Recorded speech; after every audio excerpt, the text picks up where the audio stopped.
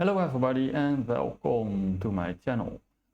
Today we have a video about 5 reasons I hate farming. And this one is from the part-time farmer. So if you want to see the whole video without me stopping it all the time, please just go to the channel. I will put a link down below and then you can watch it without me saying anything. The part-time farmer, it's the first time I see his channel. So Never had one of those days. Say, I guess, if I have any sound. Great. Where did I live?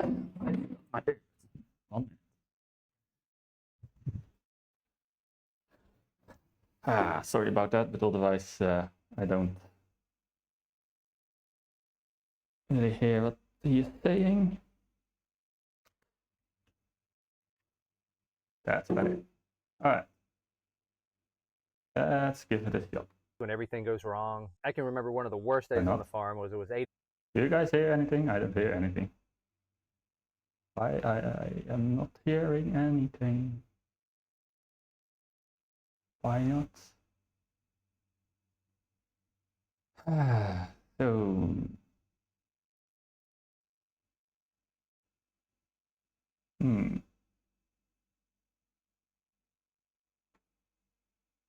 yeah, just that one then, I guess. I don't know. Inches of snow and No. My earbuds. I got earbuds. What the heck?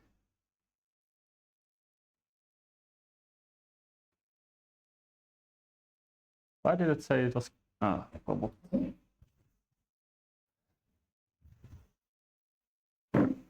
It chose my mobile instead of the computer, of course. Always, when you need it, use your mobile. It will not do it, but yes, you can. Okay, sorry about that, guys. Let's try again.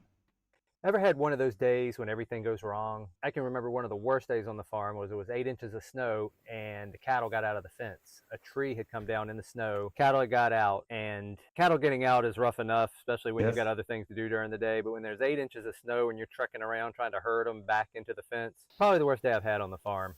Just one of those things. That's a problem when you have them out in the winter. Or a problem, you just make sure there are no trees around your fence. That's one of the very smart things to do. Things that happens on the farm, one of many things that we've had happen since we started this farm 8 years ago. And today, that's what I'm going to talk about, 5 reasons I hate my farm. Now, I don't hate farming in general, obviously, or I wouldn't be doing YouTube and farming, but there are things about the farm that I hate. Yeah, of course, there are always things that people hate about their job, even if they like it. And I'm going to talk about a few of those with you today. And hopefully this will help anybody that is getting into farming. Yes, there's a romantic side to farming. You're working the land, you're working with your family, your land is providing an income for you. But at the same time, there's a much less romantic side of farming that a lot of people don't see. All right, let's get into it. Of course, a disclaimer. He's from the US.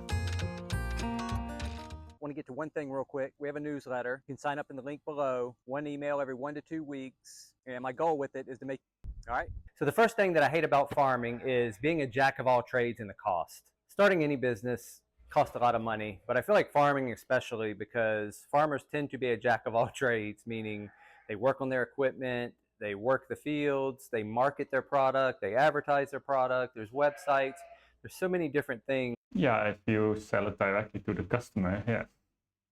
Otherwise, you work on contracts. You take contacts with butchers, with the fabrics, wherever you want to sell it to. So there is a lot of work with that as well. And some farmers love that part especially, and other ones don't. There's a bit of a difference between people, I guess. that farmers do. And again, you can outsource all that. It's the decision of whether you're going to pay money to get your time back or you're going to pay time to save money. I always feel that time is the most important thing we have. But again, if you don't have the money, it's hard to get that time back. And then you're using your time to do things that you would normally outsource. And that becomes a big deal, especially when you grow your farm, you get into multiple enterprises. You can see we've got horses behind us. We've got cattle, we've got pigs, we have chickens, meat birds, and layers. And it gets very expensive to run all those different operations because they all need different infrastructure, they all need different fencing, they all need different feed and care. And so it's one of the things Yeah, that's why modern farms concentrate on one particular thing, or maximum two. So there's a reason with that, you know. And of course, how bigger you get, the more you need to outsource anyway, because you're just one man. Even if you have family, your family takes time as well. So you cannot always, if you're growing, you cannot do everything yourself. So that's the balance you need to have. Big enough to make enough money or make enough food, or you need to, yeah, if you go even bigger, there's a problem with that, because then you need to outsource. And because you need to outsource, you need to make money to pay that person. Then you need to go even bigger. So you need to have like a balance. hate about the farm is just that it's expensive to grow. And again, this is true for any business. There's a startup cost, and you typically got to pay that cost up front before you have any money come in. And as farmers, we want to be a jack of all trades, so we have all the equipment to try to handle all the different things. As a farmer, you probably know equipment breaks down, and when it breaks down, it's going to be at the worst time. Ain't that the truth? If you want to see a video on that, check out up here where our hay baler broke after I had cut, raked, tedded, and had everything ready to bale. Got through about 10 bales of about 80 or 90, and bam, baler broke, and really broke, like not repairable by me, broke. Yeah, then it's good to have connections that you can loan it from the neighbor, or he can drive it for you. Of course, it's in the same time that he is making hay as well, but yeah. They will help you, because not that maybe next year they need your help. So it's just one of those things with farming that I hate. It's very expensive, and being a jack of all trades, yes, will save you some time and money, but it may also cost you time and money. One thing I do like about farming is hanging out with my kids, and we're getting stuff done together. Addie's driving. Hopefully we'll make it down to finish this video. All right, let's head down here. We'll move some chickens and turkeys and talk about the second reason I hate my farm.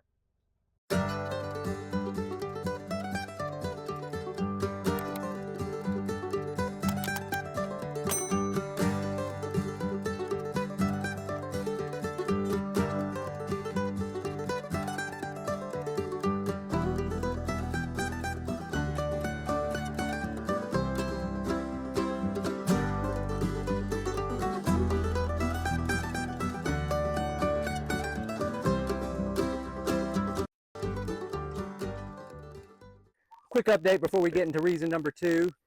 Turkey's behind me, getting big. They've got about 3 more weeks before we go to the processor. Everything's working great. I still don't have automatic waters yet, but we're filling these waters. I think they're called Little Giants or Big Giants or something. But other than that, doing well. You saw the boilers earlier, and they are doing good. And now let's talk about reason number 2 I hate my farm. So reason number 2 that I hate my farm is relationship stress. And again, this could apply to any entrepreneurial endeavor that you do. But there's been times with my wife and I, there's been stress in the relationship because of the farm. We grow it to a point where all we're doing is farming, chores, marketing, packing orders, market, and we're not doing a lot of fun stuff. And that's not good for anybody's mental health. The other thing is that we obviously have 3 children. That's something you really need to think of if you want to do farming like that. Especially when you do shipping and stuff like that. It just takes even more time in the evening, especially because during the day you're working on the farm, and in the evening you need to still work because you have orders and stuff like that. So yeah, people think it's a fantastic way to live, and it's the best way to farm, maybe, but I don't know. We homeschool as well. and she does a majority of that. I try to do some, but it puts a lot on her, especially when we get in this busy season of we've got every animal on the farm, the meat birds, the pigs. During the winter, fall into winter, we typically go down to just cows and layers, and things just get a lot easier. But this time of year, it's just crazy. And then just the business side of the farm as well. It's not just the chores and farming, it's keeping up with inventory on the website, writing emails, social media posts, packing orders. The inventorying itself is just hours and hours. Right now we've got 14 pigs getting ready to come back from the processor, and all my freezers are full. So we're a little stressed about that. We're trying to scramble to find, we've got 19 chest freezers and they're just full. And after these pigs come back, these 200 birds and 50 turkeys will be going in that I don't have freezer space for those guys either. So we're looking at possibly renting stuff, but it's just, these are things that go along with entrepreneurship and farming in general. And we'll work them out, but they get stressful. And again, if you and your partner are doing it, it can put strains on your relationship. So be sure, make time for yourself and each other. That's what we've learned. We will just take a break. We'll be like, okay, I've even had times where I've shut the website down so nobody can order. And that gives us a little break, gives us a little time just to catch our breaths, do a little mental relaxation where we're not worrying about anything. And you've got to build those times into your farm. You and your spouse or significant other will be much happier for it. Okay? All right. Let's head up, do these layers, and we'll talk about number 3. Why? This point is actually the biggest one. I never started a farm because you don't have time to do things anymore. You need to outsource it if you do, and that costs a lot of money. So yeah, that's the main reason I never bought a farm or start farming in general. No holidays anymore, and I like to travel, so it's a big problem. I hate my farm.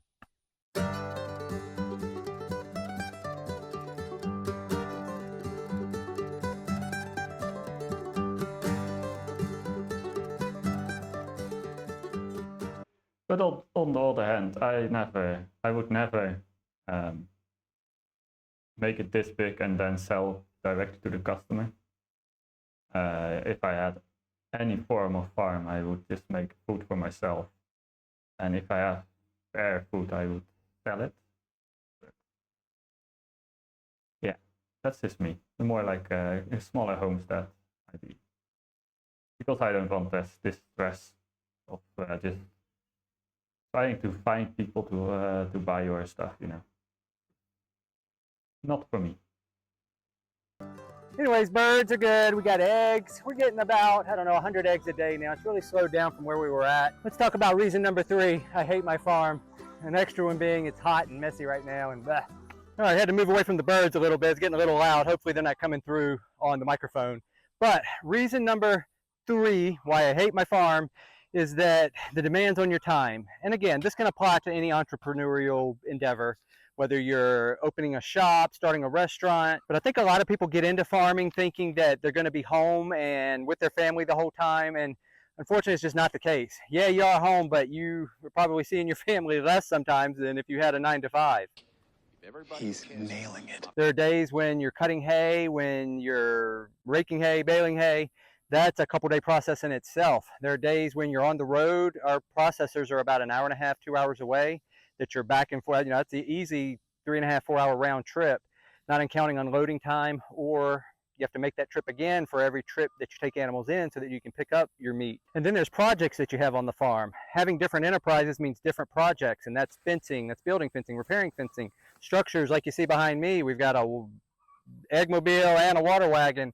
And even when you get these projects done, they're constantly breaking, you're having to repair. And again, this is always going to happen at the worst time. So just demands on your time are a lot. And I haven't even gotten into the business side. I spend hours sometimes at the computer, you know, when we get 3 head of cattle back or 14 pigs like we're getting ready to get back.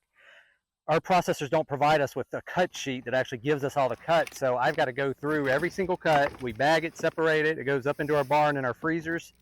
And then I've got to enter all that into a spreadsheet, into the computer, so that I know what I got listed on my website, what I'm using for farmers market. Again, very time demanding. Yeah, on a spreadsheet, and then you write this down. Just put it in the computer just at once. Get a laptop or a tablet or something. Anyway, yeah, you're working spring, summer, and fall. You're working like 10 to 15 hours a day. Close to family, so if they want to see you, they can, but most of the time it's just like for dinner you are home and then you're going again. And it's different than people think it is. But that's what makes the money, so you got to do it. And then just keeping up with numbers in general. We want to know if we're profitable or not, so you got to sit down and do your books. Feed cost, transportation cost, animal cost versus income from those enterprises. So just know that going into a farm, at first you're like, I'm going to do this work, I'm going to get it, but it really does get tiring. Especially we're 8 years into this now, and it's just a lot sometimes. And of course, this time of year, it's August, it's the busiest time of the year. But just be prepared and just know going into it that it's not always romantic and the demands on your time are going to be large. All right, let's go check these couple cattle. We've got a few bulls that we are going to get castrated day after tomorrow. So let's go check these guys real quick and we'll talk about number 4. These cattle have the right idea. Nice shady spot, so I'm actually happy to film this segment because it's under a nice tree. Behind me, I've got 10 bulls.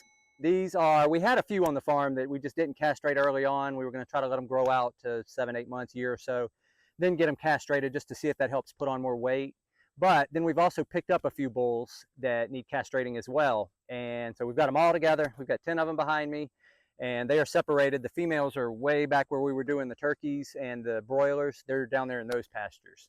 So we've got all the ladies separated. We've got the guys back here behind us, and the vet's coming Monday. I'm going to try to film some of that. I don't know how much the vet will be comfortable with, but either way, we have a video coming out on our squeeze chute. Not just squeeze chute, we built a whole cattle handling area with squeeze chute, palpation box, and I'm going to go over that with you, show you how we built it, why we did what we did, and I'll let you know how it worked for castrating these guys. Reason number 4 that I hate my farm sometimes is seasonal fluctuations. And what I mean by that is, 1, weather. Farming is really a weather dependent business, whether you're doing crops or you're doing livestock.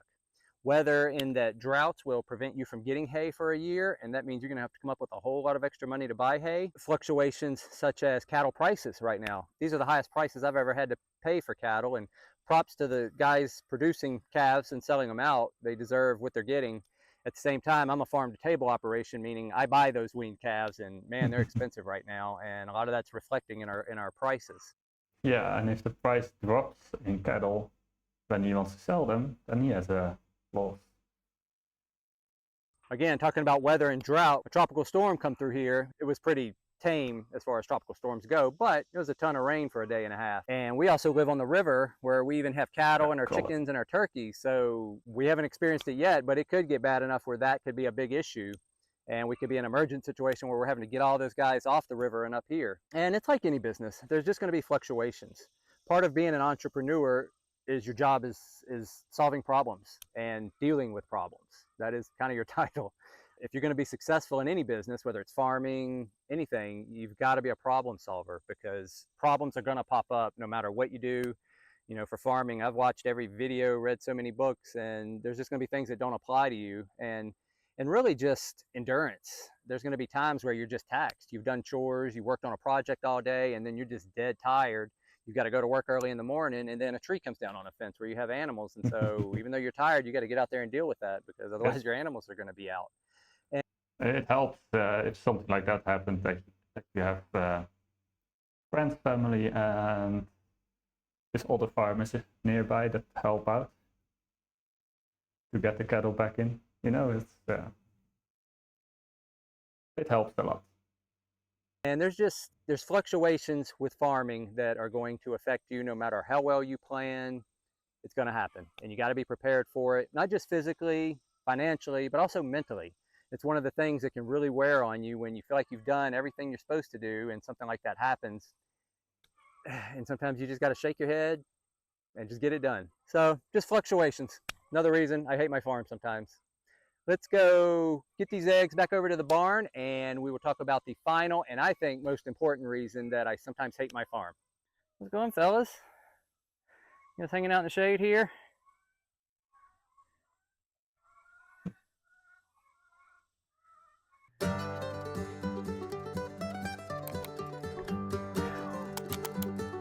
Woo! All right, got the eggs in here. This is our egg washing station. I've done a video on that. I'll link it below. Reason number 5, why I hate my farm sometimes. And it's that, no other way to put it, I feel like I'm a prisoner to my farm sometimes. And that sounds kind of harsh. What I mean by that is being tied down to the farm. Mm-hmm. A lot of times you're unable to leave the farm. And that may be times when family's taking a vacation and they want you to go with them. That may be times when there's an event or something going on that you can't make because you have cattle, chickens, pigs, turkeys, sheep, horses, a donkey.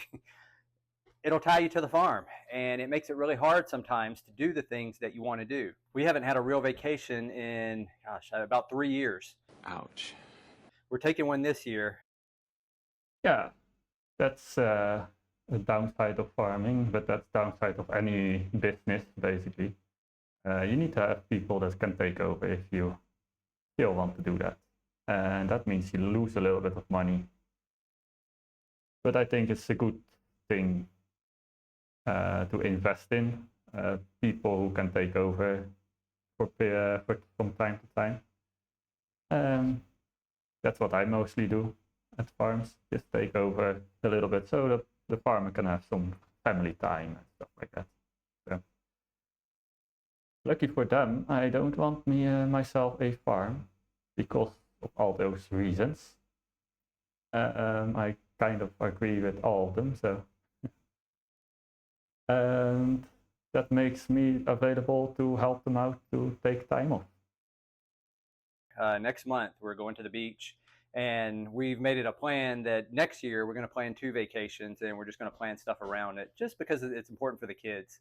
I want to take a vacation too, just a mental break sometimes from the farm is good, but I want to make sure they're having experiences too, and I don't want my dream of farming and the fact that it does tie us to the farm a lot to prevent them from having experiences that, will go through the rest of their life. So we're taking a vacation, but just know that sometimes you will be a prisoner to your farm. You will be tied to it, and you need to be really conscious of that so that you can.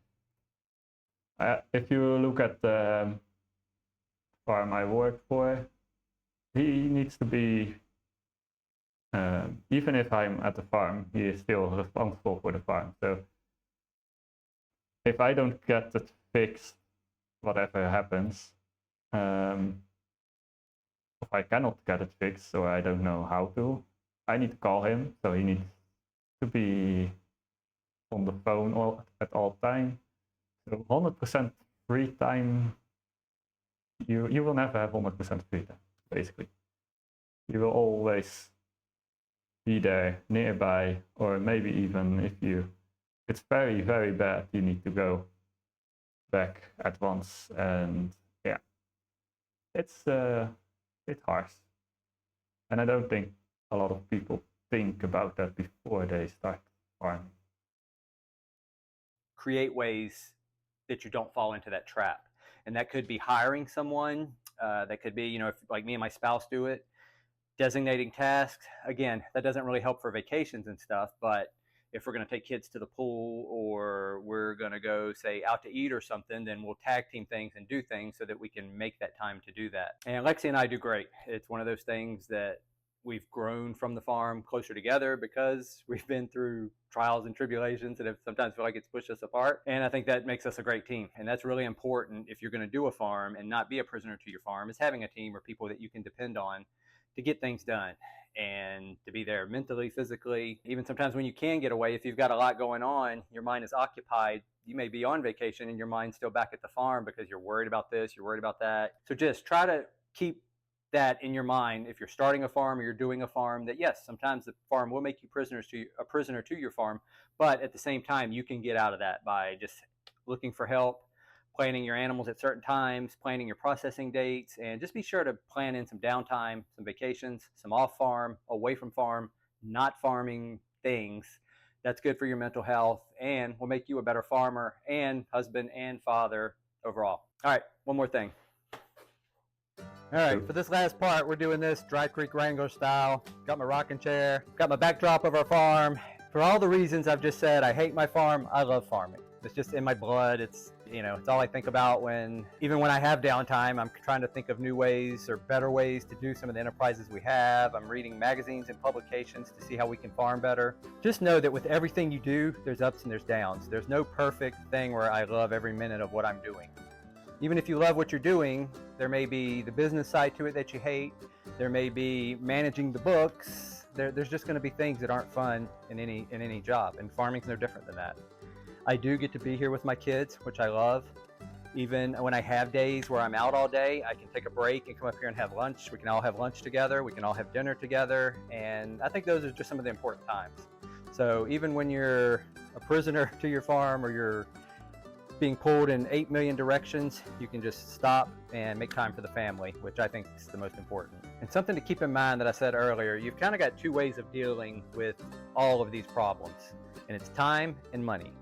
You can spend your time and save money, meaning you can cut the tree, you can bale the hay, you can transport the animals to the processor, you can do all the chores. That's your time, and that's money that you don't have to pay somebody to do all those things. On the other hand, you can spend money to save time. And that means you pay someone to do those chores, you pay someone to take those animals, you pay someone to bale that hay. And that's a balance that you have to find for yourself. You can obviously look at it from a profit loss standpoint, like is it worth more for me to do this or not? But at the same time, there's a big mental aspect that goes along with this, and sometimes just for your mental health. There's a value to that. If you're in a spot where you're just overwhelmed, you've got so much going on, pay somebody to do it. We try to approach things that we're gonna pay for on the farm is, okay, if I'm gonna pay this guy to cut this tree, it's gonna cost me $1,000. What can I do?